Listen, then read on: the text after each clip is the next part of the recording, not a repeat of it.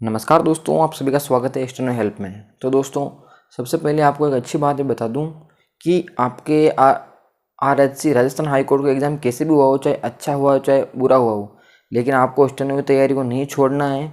आप ये मान कर ना चले कि आपके पेपर अच्छा हो गया तो आप स्टेनो को छोड़ दें। स्टेनो एक ऐसी चीज़ है दोस्तों, अगर आपने छोड़ दिया तो ये आपको छोड़ देगी। इसलिए स्टेनो को ना छोड़े, निरंतर अभ्यास करते रहें। अगर RMSSB या SSC या RRB में आपके थोड़े अच्छे नंबर आ रहे हैं, 50% से ऊपर आपकी परसेंटेज आ रहे हैं, RMSB में आ रहे हैं वगैरह वगैरह में, तो आप अच्छी तैयारी करते रहें, क्योंकि स्टेनो जितना आप करोगे उतना ही आप पारंगत होते जाओगे। बाकी ऐसा नहीं है कि आपकी स्टेनो स्पीड 100 है 120 है, वो कोई मायने नहीं रखती दोस्तों। निरंतरता इसमें काफ़ी मायने रखती है। तो आज से आपको जो डिक्टेशन मिलेगी वो आज की डिक्टेशन रहेगी 85 WPM। इम्पोर्टेंट रहेगी ये RMSSB के लिए। तो कुछ दिन, जैसे 10 दिन अपन 85 से थोड़ा अभ्यास करेंगे, फिर अपन जैसे 5-5 की स्पीड बढ़ाएंगे। कुछ दिन बाद आपको 90 की स्पीड मिलेगी, फिर 95, कुछ दिन 95 चलेगी, फिर 100 से ऊपर अपन नहीं जाएंगे। और डिक्टेशन आपको ऐसी मिलेगी कि एग्ज़ाम में इसी प्रकार की डिक्टेशन आपको देखने को मिलेगी, क्योंकि कोर्ट में इस बार जजमेंट कोर्ट ने दे दिया था, क्योंकि कोर्ट ने बिल्कुल ही अलग डिसीजन ले लिया था। तो RMSB में आपको 100 की स्पीड पर काफ़ी इजी डिक्टेशन देखने को मिलेगी, लेकिन आपका अभ्यास अच्छा होना चाहिए। तो बिना समय गंवाए स्टार्ट करते हैं दोस्तों। इसकी PDF है आपको डिस्क्रिप्शन लिंक में, जो टेलीग्राम लिंक दी हुई है वहाँ जाइए, डिस्क्रिप्शन में से टेलीग्राम ज्वाइन कीजिए। टेलीग्राम ग्रुप में आपको PDF इसकी जैसे ही डिक्टेशन अपलोड होगी आपको PDF मिल जाएगी। तो बिना समय गंवाए स्टार्ट करते हैं। 3, 2, 1 स्टार्ट। कुछ साल पहले की बात है, जब पिछली सरकार में एक मंत्री से मैंने पूछा कि शिक्षा के लिए आपका क्या दृष्टिकोण है, क्वेश्चन मार्क। उन्होंने जवाब दिया कि हम ज़्यादा से ज़्यादा स्कूल खोलेंगे, विराम। उनकी बात को बीच में रोकते हुए मैंने कहा कि क्या अधिक स्कूल खोलने से मस्तिष्क के कपाट भी खोले जा सकेंगे, क्वेश्चन मार्क। इसी संवाद ने उस नई शिक्षा नीति के अंकुर बो दिए जो बीते दिनों सामने आई, क्वेश्चन मार्क। जब मैं प्रकांड विद्वान प्रोफेसर मुरली मनोहर जोशी के नेतृत्व में भाजपा का चुनावी घोषणा पत्र तैयार करने की कवायद से जुड़ा था, तो हमने इस मुद्दे पर विस्तार से चर्चा की, विराम। डॉक्टर जोशी चूंकि केंद्रीय मानव संसाधन विकास मंत्री भी रह चुके थे, इसलिए इस मामले में उनका नज़रिया एकदम स्पष्ट था, विराम।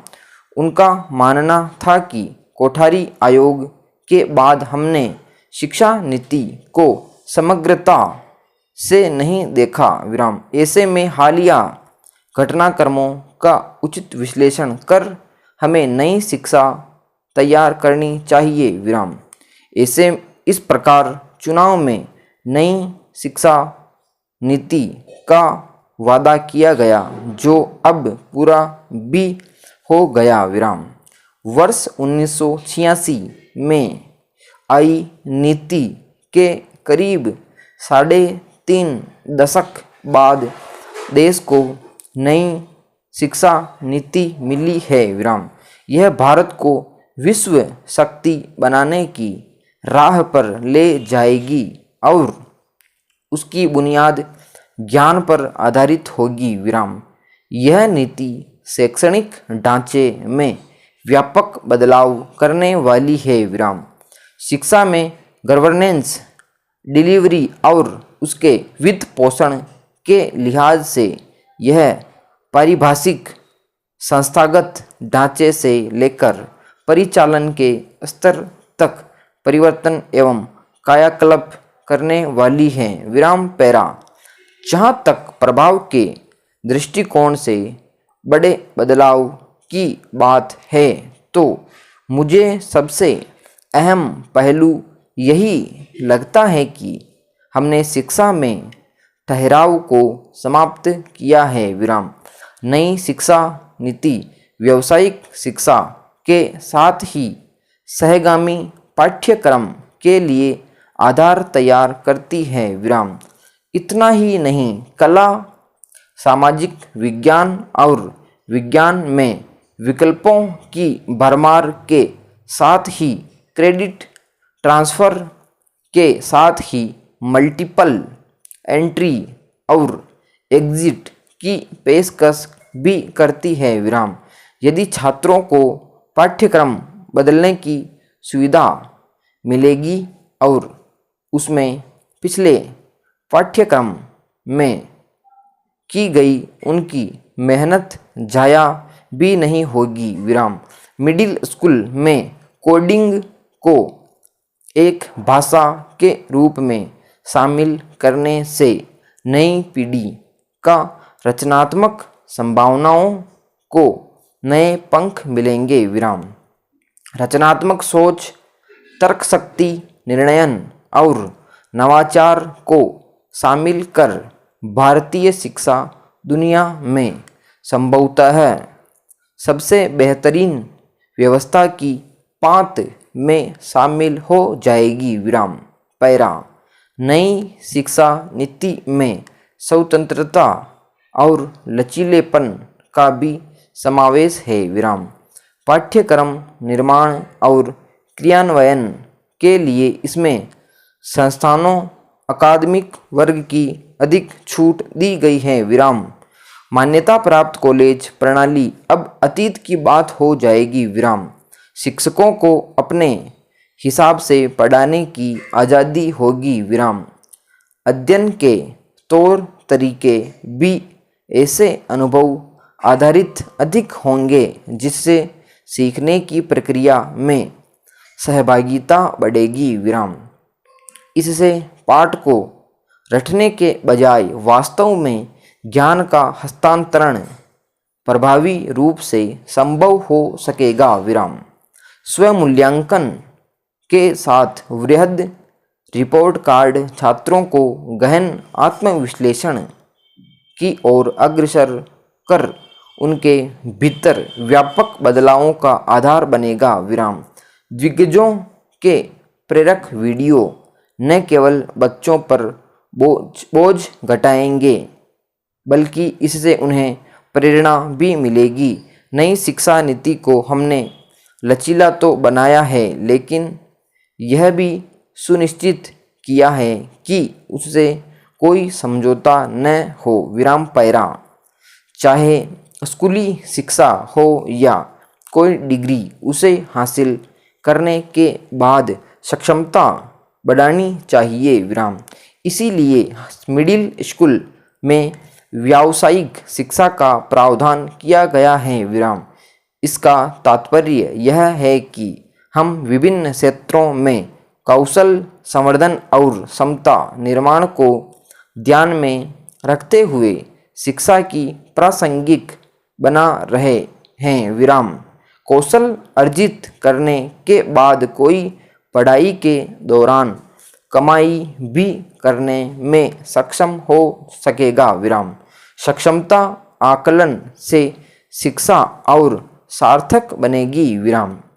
मौजूदा सैद्धांतिक शिक्षा ढांचे के कारण बीच राह पढ़ाई छोड़ने वालों की समस्या का भी समाधान होगा विराम।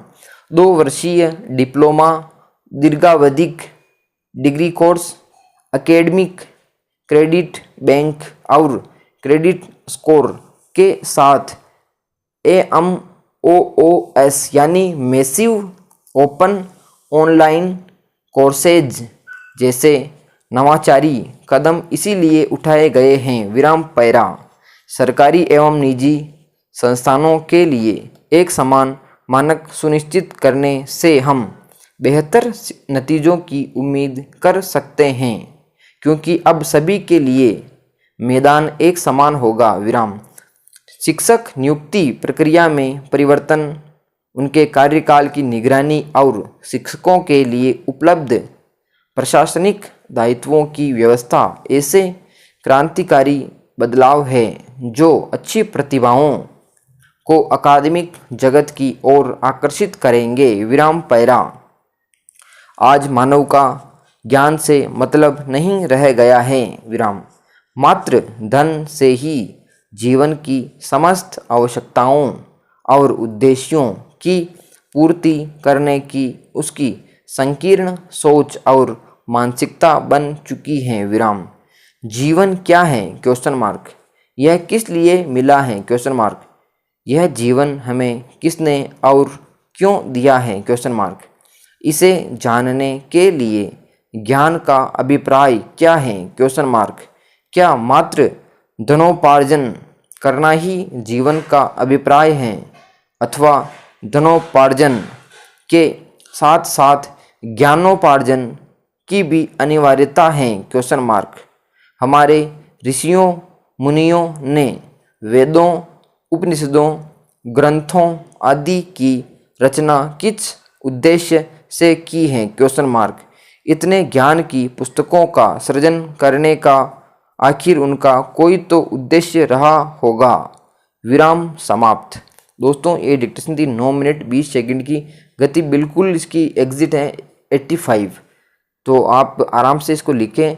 आपको थोड़ी कठिनाई भी आ सकते हैं क्योंकि अभी आदत जो पड़ी हुई थी वो 70-80 की पड़ी हुई थी और आज की डिक्टेशन है 85 की है। तो काफ़ी शानदार डिक्टेशन है दोस्तों। इसकी पीडीएफ आपको टेलीग्राम ग्रुप में मिल जाएगी। टेलीग्राम ग्रुप ज्वाइन नहीं किया तो ग्रुप को ज्वाइन कर लें और मिलान कर लें कितनी गलतियाँ आपकी आ रही हो। दोस्तों आपको कमज़ोर नहीं पड़ना है, एकदम शानदार तरीके से डिक्टेशन को लेते जाना है क्योंकि दोस्तों अगर आपने स्टेनो छोड़ दी, अभ्यास छोड़ दिया तो आप पीछे की ओर अग्रसर हो जाओगे। तो मिलते हैं नेक्स्ट वीडियो में। जय हिंद।